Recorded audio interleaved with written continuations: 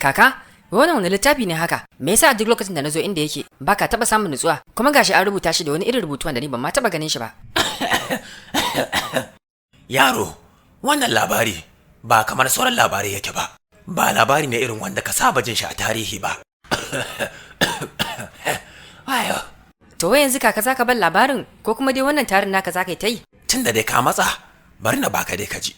A wani zamani mai tsawo da ya shuɗe, an yi wata gagarumar masarauta, ko kuma in ce masarautu, wanda waɗannan masarautu komai nasu ya bambanta da saura, suna da tsanantawa da kuma wasu irin tsauraran dokoki, wanda laifi kaɗan kawai zai iya sanyawa a garkame mutum a cikin wata mummunar kurkuku, wadda ke cike da mugayen masu laifi na faɗin wannan nahiya.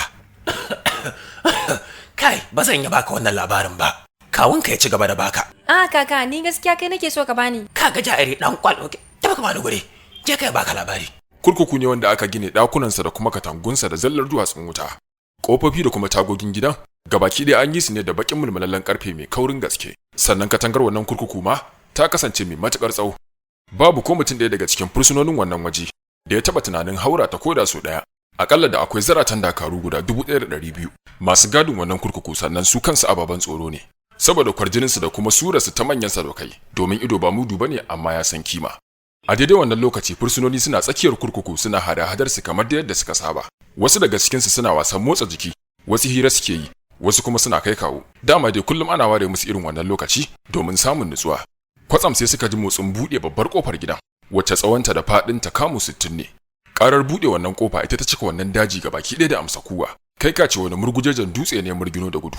Ita dai wannan kofa ana buɗe ta ne da wata irin na'ura mai ɗauke da kaca da kuma haƙoran mawainin ƙarfe mai juyawa. Dakaru 20 ne ke iya juya wannan mawaini, sannan kofar ta buɗe a cikin kimanin dakika 360. Kofar na gama buɗewa, sai fursunoni suka ga dakaru kimanin guda 40 sun ta soƙeyar wani mai laifi, wanda aka ɗaure hannayensa da kafafunsa da manyan sasari, kai ka ce giwa aka janyo. Shi dai wannan mai laifi ya kasance matashin saurayi, wanda shekarunsa ba za su haura 25 zuwa 26 ba. Ya kasance kyakkyawa ne mai kirar sadokai. Fuskarsa cike take da murmushi, sai kalle-kalle yake yana duban tsawon katangar gidan da kuma tsarin kofofi da tagogi. Bayan an shigo da wannan saurayi tsakiyar kurkukun, a lokacin da aka rufe kofar shigowa sai aka tsayar da shi. Nan fa aka fara kallon kallo tsakaninsa da fursunonin wannan gida.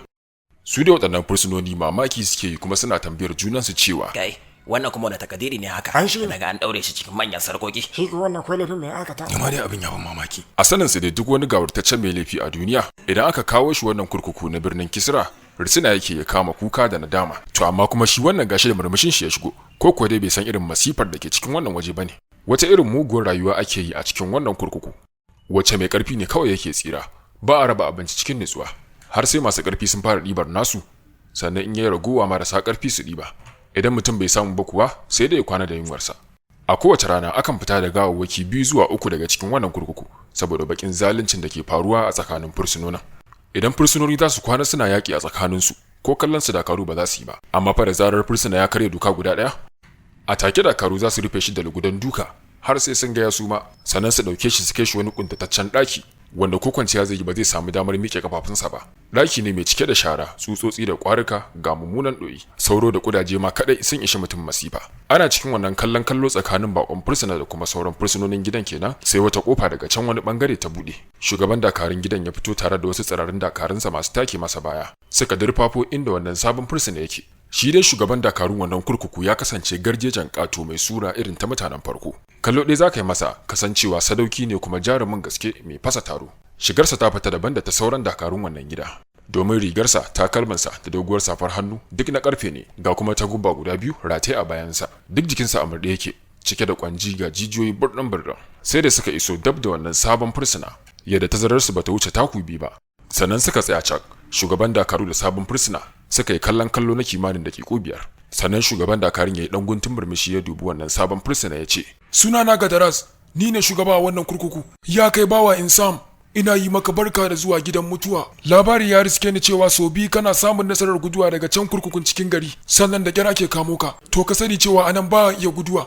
Duk fursunan da aka shigo da shi sai dai a fitar da gawarsa, amma bai isa ya fita a raye ba. Yau tsawon shekaru 14 kenan da kafa wannan kurkuku, kuma ni da jama'ata ne muke gadinsa, sannan babu wani fursuna da ya taɓa karya wannan tarihi. Ka sani cewa muna da dokoki guda 9 a cikin wannan gida.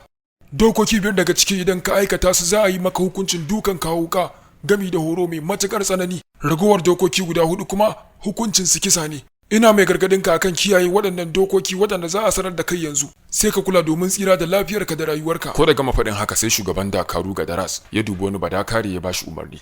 Charab sai bawa Insam ya tar numfashin badakaran ya ce, Dakata, bana buƙatar jin dokokinku. Ina so na karya kowace doka ɗaya bayan ɗaya in ya so sai na ga ta yadda za a iya hukunta ni.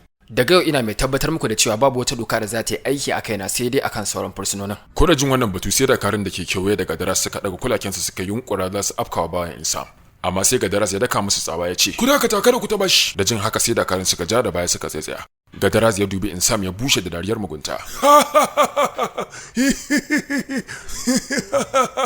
Lokaci guda kuma ya murtike fuska ya ce, Da kyau, haka nake so na ga jarumi mai da kakkiyar zuciya da karfin hali irin ka. Ai ka rage mana wahala, tunda ka zaba hanyar da tafi sauki a wajen mu. Mu da ma amfanin mu a wannan gida shine ba da horo, tsaro da kuma hukunci. Burin mu kawai shine mutum ya aikata laifi, ga fili ga mai doki. Kai, maza a kwance masa dukkanin sarkokin da ke jikinsa, sannan a nuna mishi ɗakin shi na kwana, da zarar ya karya doka ɗaya a zartar da hukunci a kan shi. Ko da jin wannan batu sai mataimakin Gadaras cikin alamun firgici ya ce, A'a ya shugabana, sarki ya faɗa min cewa wannan yaro yana da matukar haɗari, saboda haka bai kamata a kunce mishi waɗannan sarkoki ba. Gadaras ya daka Bartus tsawa ya ce, Ai so nake na ga iyakar hadarin nasa, maza a kunce shi na ce. Da jin haka sai da karubi suka zaro mukulle suka kwakwance sarkokin da ke jikin hannayensa da kuma kafafuwansa. Saboda dadewar wannan dauri, duk shati ya fito a jikinsa.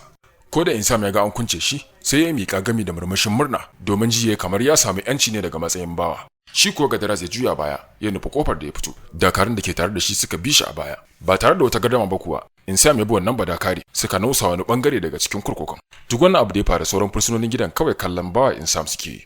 Ko da aka nufi cikin gidan da shi, sai ga gaba ɗaya sauran fursunonin sun biyo su a baya. Wanda haka ne yasa Insam ya fahimci cewa lalle akwai abin da ke shirin faruwa. Don haka sai ya shirin tarar ko menene a ransa. A lokacin da aka iso rukunin inda ɗakunan fursunonin suke, sai Insam ya hango wani babban ɗaki guda ɗaya, wanda ya bambanta da sauran ɗakunan wajen.